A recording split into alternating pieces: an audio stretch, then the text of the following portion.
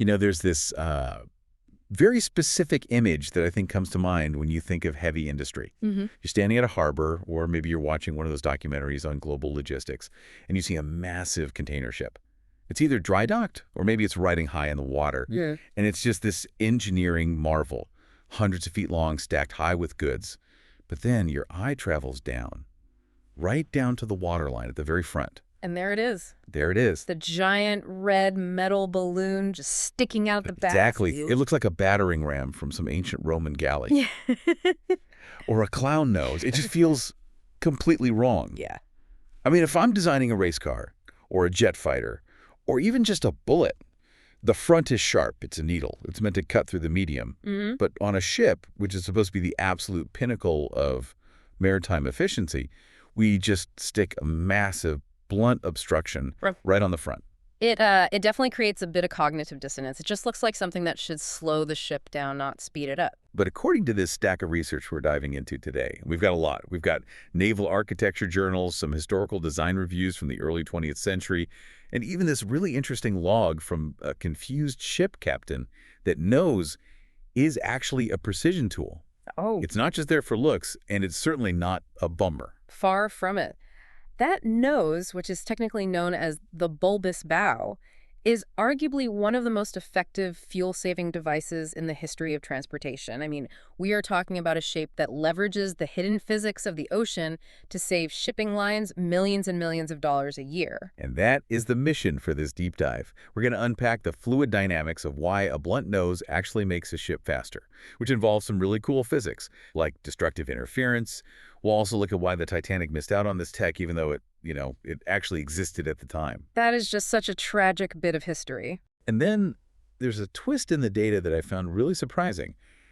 Modern ships are actually starting to get rid of them. We're seeing a return to the old ways, but for a very, very modern reason. It's a classic case of how the definition of efficiency just changes over time. So let's start with the why. I think the assumption most of us have is that a ship works by cutting through water. So sharp is better. Why is that assumption wrong here? Well, it's not necessarily wrong, but it's incomplete. When a ship moves through water, it faces resistance, of course. But there isn't just one kind of resistance. You have friction, the water literally dragging along the steel hull, and that's significant. But for big ships moving at speed, the real enemy is something called wave-making resistance. Wave-making resistance. Okay, let's break that down. Think about it this way. A ship is incredibly heavy. As it moves forward, it has to displace water. It has to physically push the ocean out of the way to make room for itself, and that pushing requires energy. And that energy turns into waves. Precisely. You see it in the wake. That big V-shape trailing behind the boat, that's literally wasted fuel. The ship's engines burned oil to create those waves instead of pushing the ship forward. But the problem the bulb solves, it starts at the very front. Right, at the stem. When the bow hits the water, it creates this high-pressure zone. In fluid dynamics, we call it a stagnation point. The water can't go through the hull, so it gets pushed up and out. It piles up against the bow, creating a crest, a literal hill of water. So the ship is perpetually trying to climb uphill. That's exactly what's happening. It's pushing a hill of water in front of it, and it's constantly climbing it. That is wave-making resistance. And the faster you go, the steeper that hill gets, and the more energy you waste. Okay, so enter the bulbous bow. How does sticking a lump of steel underwater fix that? It seems like adding more surface area would just add more drag. And it does add friction drag, which we'll get to, but it solves the wave problem using a concept called destructive interference. Like noise-canceling headphones. It's the perfect analogy. How do those headphones work? They listen to the background noise, right? And they play a sound wave that's the exact inverse, 180 degrees out of phase. The peak of the noise wave meets the trough of the cancellation wave, and they just zero each other out. Silence. So the bulb is doing that, but with water instead of sound. Yes. The bulb is positioned just ahead of the main bow. Because it's submerged, it pushes water differently, it creates its own wave system, but because of its specific shape and position, it creates a trough, a dip in the water, right where the ship's main bow would normally create that crest or that hill. So the bulb makes a hole in the water, and the ship's bow sort of falls into it. In a way, yeah. The bulb's trough cancels the bow's crest, the water surface flattens out, the ship isn't climbing a hill anymore, it's just sliding through relatively flat water. That is incredibly elegant. It You're is. using the water against itself. You really are. And we should probably mention Bernoulli's principle here, too, just to give the full picture. Ah, I remember that from high school. Physics, velocity, and pressure are inversely related. Right. Faster fluid means lower pressure. So by accelerating the water around that rounded bulb, you lower the pressure field right around the bow. That low pressure zone actually helps suck the bow wave down. So it's a combination of wave cancellation and pressure management. And looking at the numbers in these reports, the impact it's not small. It is massive. For a large vessel, like a tanker or a container ship, a properly tuned bulb can improve fuel efficiency by, say, 12 to 15%. 15%. In ideal conditions, sometimes up to 25% compared to a similar ship without one. Wow. When you think about a Panamax ship burning tons of fuel an hour, 15% is just enormous. Yeah. We're talking hundreds of tons of fuel a year. Millions of dollars per ship per year. And thousands of tons of CO2 kept out of the atmosphere. Just by changing the shape of the nose, it's probably one of the highest returns on investment in maritime engineering. But there is a catch, right? I'm looking at the notes here on tuning. Yeah. It sounds like you can't just, weld a metal ball onto any boat and expect it to go faster. Absolutely not. In fact, if you get it wrong, it's a disaster. A bulbous bow is a tuned instrument. It's designed for a specific speed and a specific draft, basically how deep the ship sits in the water. So if you aren't going that design speed, The magic disappears. Even worse, it reverses. Remember, you mentioned earlier that the bulb adds surface area. right, more skin for the water to drag against. Exactly. That's wetted surface area. More surface means more skin friction. At high speeds, the wave cancellation saves you so much energy that the friction penalty doesn't matter. But if you go slow, you aren't making big waves to cancel. So you stop canceling the waves, but you still have all that extra friction. Exactly. It becomes a parasite. It just creates drag. You're just pushing a giant metal ball through the water for no reason. Is that why I don't see these on smaller boats? Yeah. I was at the marina last weekend looking at yachts, fishing trawlers. None of them had bulbs. That's the Froude number coming into play. It's a dimensionless ratio, deals with speed and length. But, to put it simply, small boats usually don't have the mass or the length to generate the kind of massive wave systems that bulbs are designed to fix. If you're under, say, 5,000 deadweight tons or cruising under 12 knots, the math just doesn't work out. You're paying the friction penalty without getting the waves cancellation reward. You got it. It's strictly for the heavyweights. Now, I want to get into the specific shapes, because this was new to me. I just thought a bulb was a bulb. But the naval architecture journals, they classify them with Greek letters. I'm seeing delta, omicron, no law. Oh yeah, naval architects love their Greek letters. But it's not just branding. Those shapes really do serve very different missions. Okay, let's run through them quickly, because I think this explains why they look so different on different ships. The delta type, the diagram here looks like a droplet with the volume at the bottom. Right. The delta is heavily weighted at the bottom. This is your workhorse for ships that change their draft a lot. Like a tanker. Exactly. A tanker might be fully loaded with oil on the way there, sitting very low in the water, and then empty on the way back, sitting high. The delta shape is forgiving. It maintains efficiency even when that waterline moves up and down. Okay.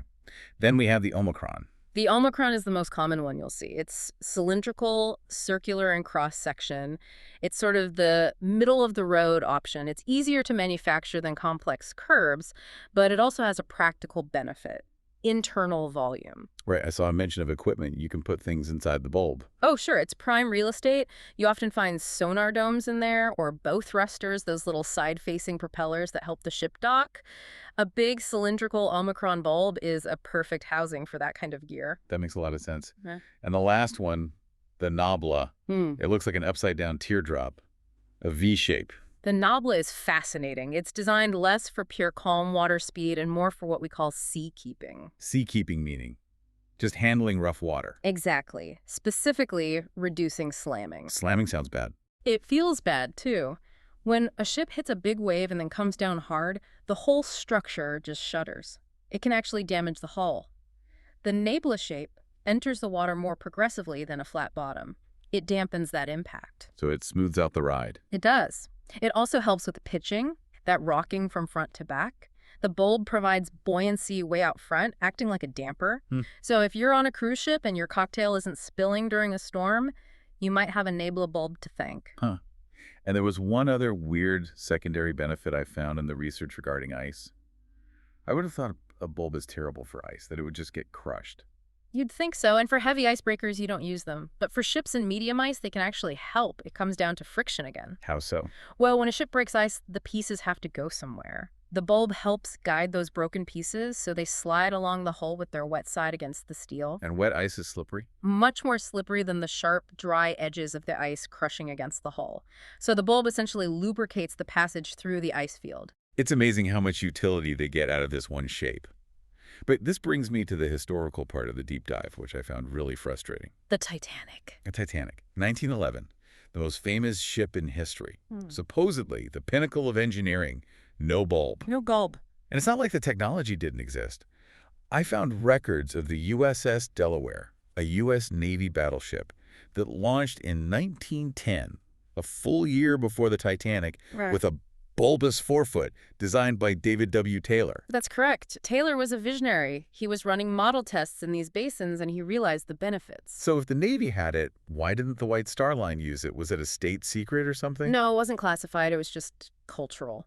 The commercial maritime world is famously conservative, skeptical. The designs for the Titanic were traditional. They knew what worked, or what they thought worked. The idea of sticking a protrusion on the bow seemed risky. It looked ugly.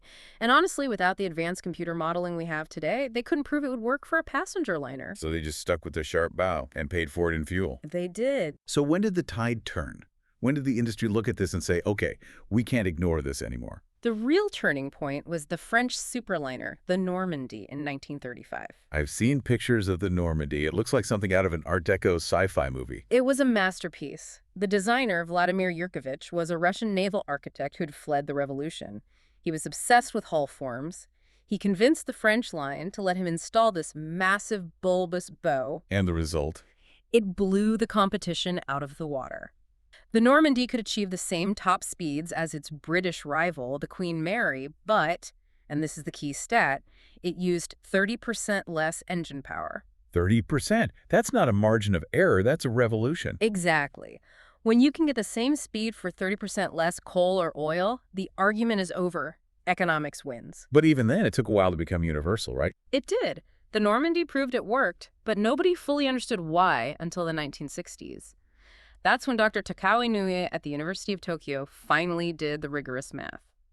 He provided the theoretical foundation, that wave interference theory we talked about earlier. He moved it from, black magic to actual engineering science. And from that point on, you basically couldn't build a big ship without one. It just became the industry standard. Correct. Until now. And this is the part of the deep dive that really caught my attention. We assume technology always moves forward. We assume ships will get more bulbous, more optimized, but now we're seeing them disappear. We are. The bulbous bow is becoming an endangered species on certain types of new builds. I want to bring in this story from the deep draft. It's a first-hand account from a ship captain, Captain Raghu Sharma. He tells this story about doing his rounds on the forecastle, getting ready for arrival. He looks over the side to check the draft marks. Standard procedure. But he looks down at the bow and he sees Ah. nothing. Just a straight vertical line of steel. A knife edge. So he goes back to the bridge and checks the pilot card. For those listening, the pilot card is the official cheat sheet you hand to the harbor pilots so they know how to handle the ship. And the card says, bulbous bow, yes. This is where it gets interesting. He digs into the docking plans, the blueprints, and it turns out the ship technically has a bulb, but it only projects 11 centimeters. 11 centimeters on a ship that's probably 300 meters long. That's the size of a notebook. It's a pimple. So why? Why does the paperwork say yes, but the physics clearly say no? And why create a bulb so small it does nothing? To answer that, we have to go back to what we said about tuning. Bulbs are tuned for high speed. Right. Well, look at the global shipping industry today. Are ships going faster? No. I read about this. Slow steaming. Exactly. We have strictly enforced environmental regulations now from the IMO, the International Maritime Organization. Things like EEXI, the Energy Efficiency Existing Ship Index, and CII, the Carbon Intensity Indicator. These are hard limits on emissions. And the easiest way to cut emissions is to burn less fuel.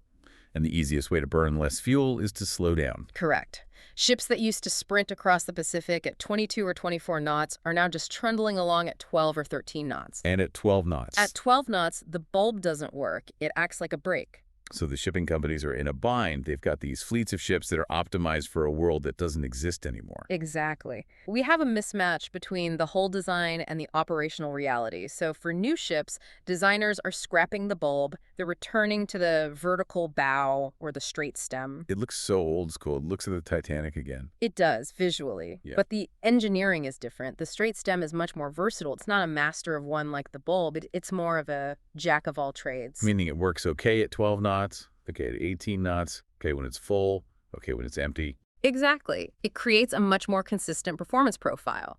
A straight stem creates a finer entry point. It doesn't have the massive volume of the bulb, so it has less wetted surface area. And that means less friction at those lower speeds where friction is the dominant enemy. So we spent a century perfecting this specific shape to go fast, and now that the mission is go green by going slow, the shape has to change back. It really highlights that there's no such thing as a perfect ship.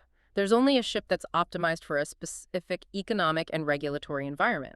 When fuel was cheap and speed was king, the bulb was the answer. Now that carbon is the currency, the answer changes. That Captain Sharma's story also highlighted a safety issue, though, the bureaucratic lag. Right. If the pilot card says bulbous bow, yes, because of a technicality, that tiny 11-centimeter bump, it confuses the pilot. Because if I'm a pilot and I think there's a 10-meter nose sticking out underwater, I'm going to stop the ship much earlier when I'm docking.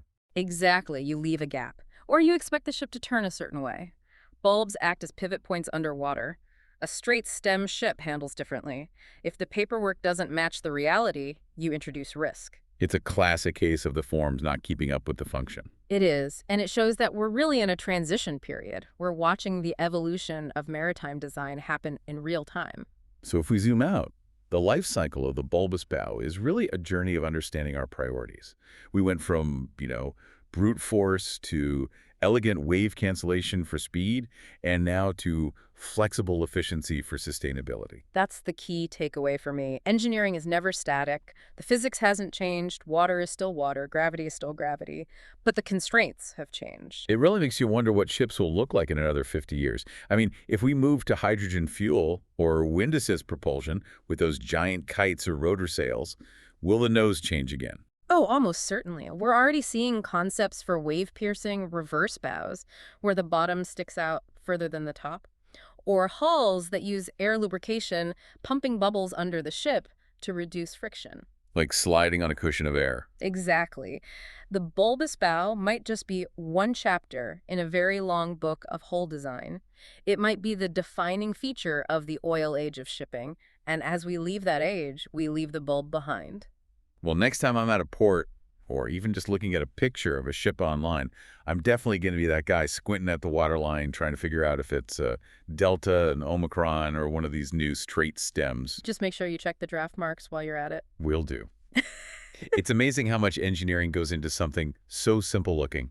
Thank you for taking us through the hidden physics of the ship's nose. My pleasure. It's always fun to dive into the details. And to you listening, thanks for diving deep with us. Whether you're a naval architect or just someone who loves knowing how the world works, we hope you look at those giants of the sea a little differently now. We'll catch you on the next deep dive.